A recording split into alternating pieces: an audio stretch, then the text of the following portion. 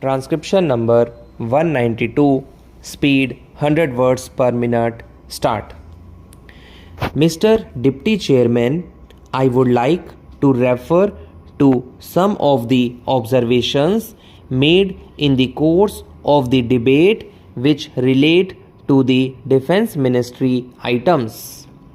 There have been comments expressing concern in regard to the conditions and salaries of the officers and men of the armed forces.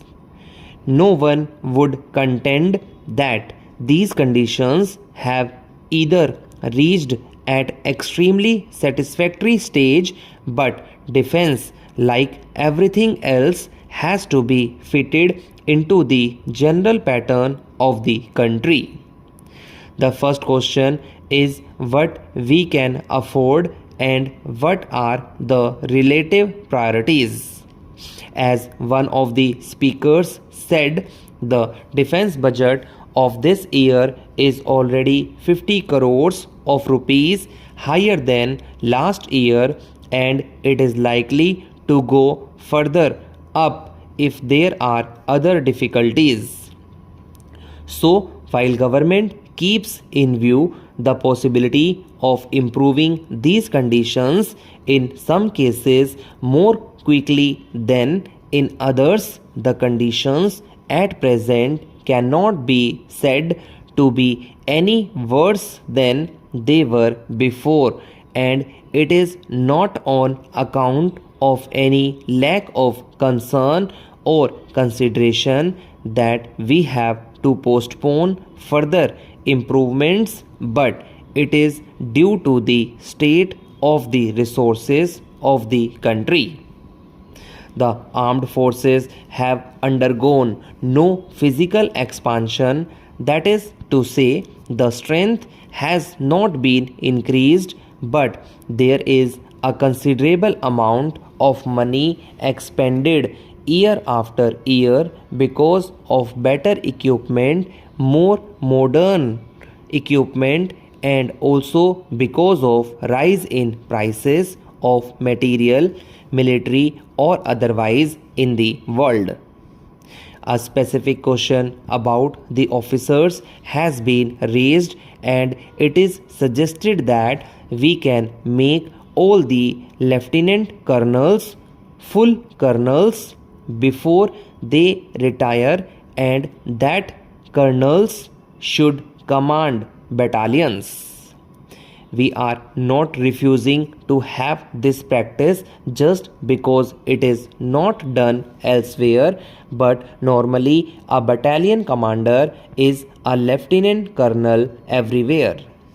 If we were to convert all these lieutenant colonels into full colonels, a large number of officers will get colonel's rank, and their pensions, even if they serve for 20 years, would be 100 rupees a month more than the others, and at the present moment the country cannot afford it. Another point raised was that they are retired so early that it is a hardship. It is true that they can retire at 40, but most of them do continue. In the services, the age of retirement as against in private industries is early. It is not necessary for me to labor this point much further except to inform the House that these promotions and other appointments inside the armed forces are made with extreme care according to established procedures and is not done in a haphazard way. There have been few complaints about these matters, and government is satisfied that these promotions are made with due consideration to all the circumstances mentioned here. The next point of which numerous inquiries are made is in regard to the procurement of equipment. All of us regard that as an objective that is to say self-sufficiency in regard to the equipment and in regard to various other allied matters, but there again defense equipment cannot be separated from the industrial conditions of the country. Our demand for a particular item is often so small that we cannot set up a factory for the production and make it economical. It would produce ever so much more by its capacity than we can consume under modern conditions of industrial technique. It should not, however, be thought that on account of these difficulties, no attempt is made towards further and further Indianization and more indigenous production. At the present moment, a committee under the chairmanship of the Deputy Defense Minister has been going intensively into this question of how far in our various ordnance factories, in factories under civil production, and in other factories connected with the defense industry, and by the use of the defense personnel itself, it would be possible to make whole or parts of equipment in this country.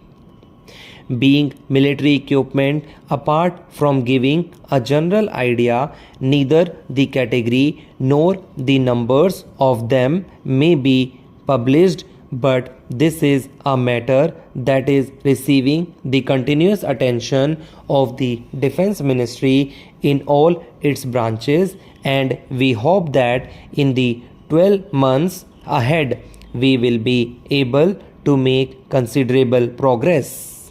I hope the House will accept this statement and the efforts that we are making as a planned effort in the direction of self-sufficiency. There has been some criticism in regard to the cantonments, and I would like to refer to this because more than once this point has been raised. In this matter, Mr. Deputy Chairman, there is some misunderstanding about the position of these cantonments. Some members appear to look upon them as a relic of British rule. In any army like ours, these cantonments are essential. They are really military estates. Originally, they were so started because the army had to be kept isolated from the people, perhaps under the conditions which would keep them fit for the purpose. Our contention also is that the other reports which had been submitted to him are not fully objective and truthful. This we are in a position to say all the more because if the case for the government was so foolproof, Dr. Katsu would have been the last person to withhold his report from us. I think that something is wrong in the reports, and maybe the members of this house, having looked at the reports, would have discovered certain facts which do not go to justify the case that the government has sought to make out in support of the proclamation. Apprehending such a possibility, I think Dr. Katsu has thought it wise to withhold this report from the House. Having done it, he asks us to endorse almost blindfold a measure which is described as undemocratic even by certain members of the Congress party. Many constitutional points have been touched